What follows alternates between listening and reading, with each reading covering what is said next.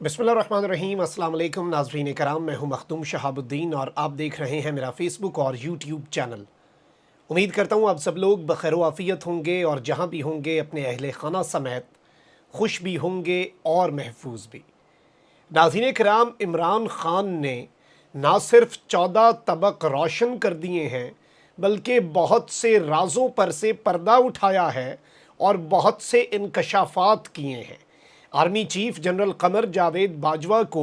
Extension मिलनी चाहिए या नहीं, या फिर कोई नया शख्स सामने आना चाहिए, इस मामले पर कप्तान ने ना सिर्फ अपने दिल की बात कही है बल्कि जनरल फैज़ हमीद के साथ इमरान खान की कितनी मुलाकातें हुई, गुत्थियां सुलझने के बजाय मज़ीद उलझती भी जा रही हैं और कुछ सुलझ भी रही हैं, और इन गुत्थियों के सुलझने के साथ मज़ीद नई गुत्थियां उलझ जाती हैं। लेकिन अब बहुत कुछ क्लियर होता जा रहा है, बहुत से मामलात के ऊपर से धुंध छटती जा रही है। जबकि नवाज़ शरीफ को बाहर किसने भिजवाया, इस हवाले से शाह महमूद कुरैशी साहब ने एक बहुत बड़ा इंकशाफ किया है, एक अनहोनी हुई है और इसने भी एक नया पिंडोरा बॉक्स खोल दिया है। और नवाज़ शरीफ को अब वापस जो लाया जाना है, क्या ये बिल्कुल वही एपिसोड रिपीट होने वाला है, इस हवाले से भी डिस्कशन करेंगे। लेकिन पहले मैं आपके सामने एक ख़बर रखूँगा और उसके बाद एक ऐसी दुखी खबर जिसकी वजह से मैं पूरी रात नहीं सो पाया, और पूरी रात मैं समझता हूँ कि पता नहीं किस तरह से अपने अशकों पर हमने काबू रखा, उस खबर पर भी आते हैं। पहले मैं आपको ये बता दूँ कि आलमी मार्केट में कमी के बावजूद, और ये एक्सपेक्ट किया जा रहा था कि ये सरकार जो है ये शायद पेट्रोल की कीमतों में कमी करे, लेकिन पेट्रोल की कीमतों में इजाफा कर दिया है इम्पोर्टेड हुकूमत ने, और पेट्रोल की कीमत में 6 रुपये 72 पैसे फ़ी लीटर इजाफा हुआ और डीज़ल की कीमत में फ़ी लीटर 51 पैसे की कमी हुई है। तो 51 पैसे की कमी इधर से डीज़ल में, उधर से 6 रुपये 72 पैसे फ़ी लीटर इजाफा, और लाइट डीज़ल की कीमत में भी इजाफा किया गया है। अब बड़ी दिलचस्प सूरत हाल ये हुई कि मरीम नवाज़ शरीफ साहिबा, जो मैंने आपको एक बड़ी सैड स्टोरी सुनानी थी, कहती हैं कि मैं आवाम के साथ खड़ी हूँ, इस फैसले की तायीद नहीं कर सकती। यानी मरियम बीबी जो हैं, इन्हें अवाम के साथ हैं, ये इस वक्त इस हुकूमत के ख़िलाफ़ हैं और इस फ़ैसले की तायीद नहीं कर रही। और एक और इन्होंने बड़ी दिलचस्प कहानी सुनाई, आपका दिल करता है तो एतबार कर लें, और अगर आपने एतबार कर लिया तो आपको पता चलेगा कि कोई आपके लिए कितना दर्द रखता है, कोई दूर आपसे बैठा आपसे कितनी मोहब्बत करता है इस अवाम से, और फिर आपकी भी शायद नींदें हराम हो जाएं। अब मरीम नवाज़ शरीफ साहिबा कहती हैं कि मियाँ साहब ने इस फैसले की सख्त मुखालफत की और यहाँ तक कह दिया कि मज़ीद एक पैसे का बोझ आवाम पर नहीं डाल सकता, और अगर हुकूमत की कोई मजबूरी है तो मैं इस फैसले में शामिल नहीं हूँ, और मीटिंग छोड़ कर चले गए। ये होता है लीडर,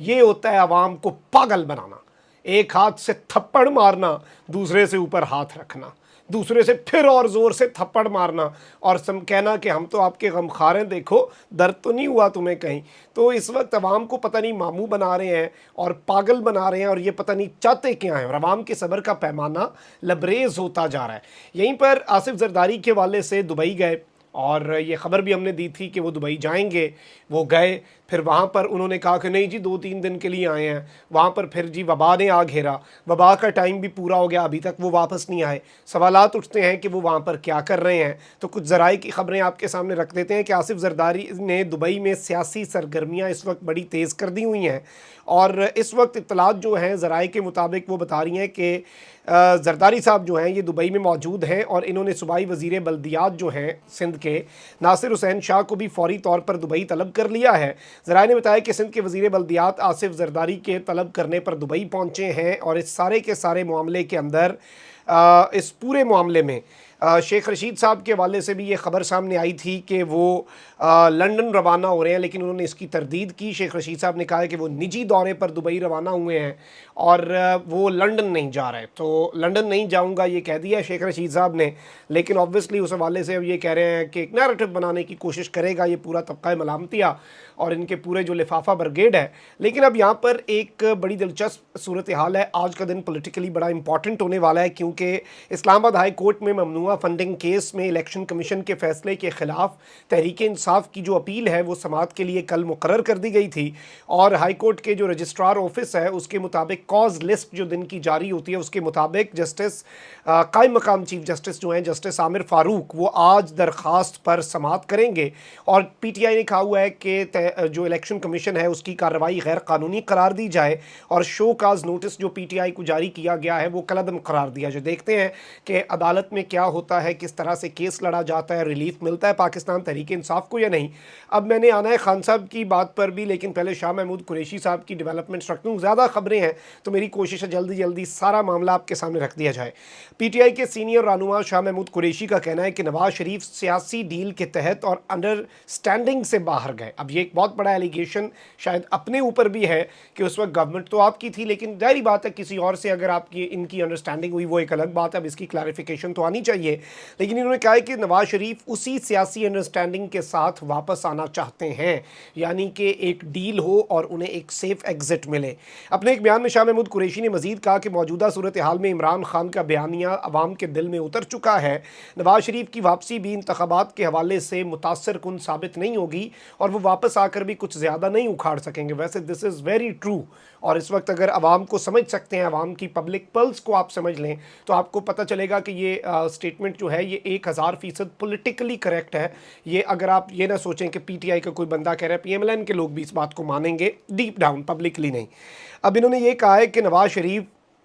طبیعت خرابی اور علاج کی غرض سے بیرون ملک گئے، حقیقت اس کے برعکس تھی، نواز شریف کی زندگی کو کوئی خطرہ نہیں تھا، وہ ایک ڈیل کے تحت وہ ایک انڈرسٹینڈنگ ہوئی تھی، اور اب اس انڈرسٹینڈنگ میں کون کون شامل تھا آبویسلی اس میں دیکھنا یہ ہے کہ وداؤٹ ڈاؤٹ ہم نے یہ دیکھنا ہے کہ یہ معاملہ کس طرف کو جاتا ہے اور یہ صورتحال کیا رخ اختیار کرتی ہے۔ اب خان صاحب کا جو انٹرویو ہے کل کا، اس پر میں نے کل رات کو بھی ایک ویلاگ کیا شہباز گل کے حوالے سے، کہ جس میں خان صاحب نے کہا کہ شہباز گل کو برہنہ کیا گیا، شہباز گل پر تشدد کیا گیا بدترین قسم کا، جس کی جتنی مذمت کی جائے کم ہے۔ شہباز گل نے جو کچھ کہا، اچھا وہ جو انٹرویو ہے اب اس کی مزید چیزیں بھی سامنے آئی ہیں، عمران خان صاحب نے اب مزید بھی کچھ کہا ہے، میں نے اس انٹرویو کو بڑا غور سے سنا اور اس کے اندر سے کچھ اور پوائنٹس بھی ہم نے نکالے ہیں تاکہ انہیں بھی ہم انالائز کر سکیں۔ اب اس سب کے اندر عمران خان صاحب نے مزید کہا کہ مجھے بڑا دکھ ہے، یہ لوگ حیوان ہیں اور یہ لوگ فوج کے بارے میں کیا کچھ کرتے رہے، نواز شریف نے کیا کہا، مریم نے کیا کہا، یاس صادق نے کیا کہا، مولانا نے کیا کہا، اور انہیں تو کوئی کچھ نہیں کہتا۔ ظاہری بات ہے وہ جس کی طرف کہہ رہے ہیں۔ دوسری طرف پنجاب میں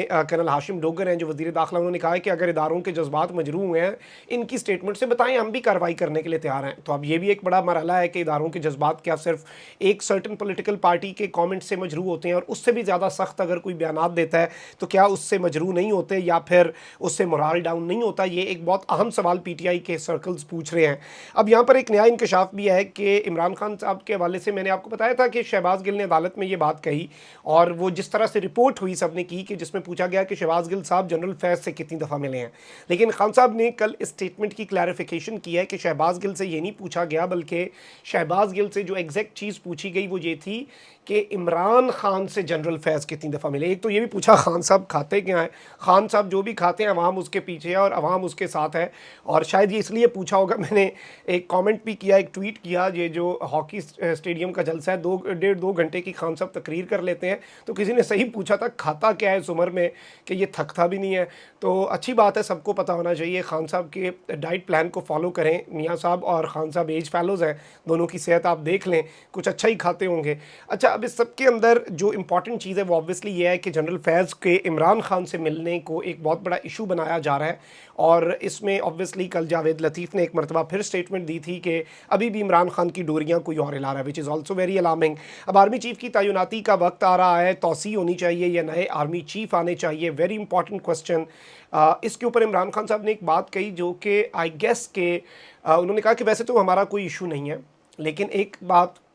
نہ کہتے ہوئے انہوں نے کہہ دی، ان کہا کہ اگلی حکومت ہی فیصلہ کرے گی، اور غالباً اس وقت عمران خان صاحب کا جو الٹیمیٹ مطالبہ بھی یہی ہوگا کہ یہ حکومت ویسے بھی مینڈیٹ نہیں ہے نا، دیکھیں سب سے بڑی سیاسی جماعت سسٹم سے آپ نے آؤٹ کر دی، سب مل گئے، اور اتنا بڑا فیصلہ ہے، اور اسے آپ بے شک ایک عام تقرری تو نہیں کہہ سکتے، پاکستان کا پورا پولیٹیکل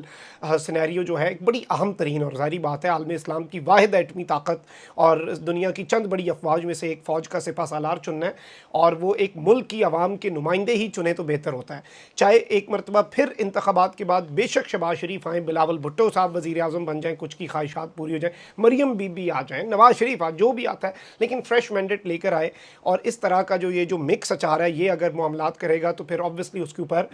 سوالات اٹھیں گے. کامنٹ سیکشن میں رائے کا اظہار ضرور کریں. اپنا بہت خیال رکھیں. اللہ نگہبان. پاکستان زندہ باد.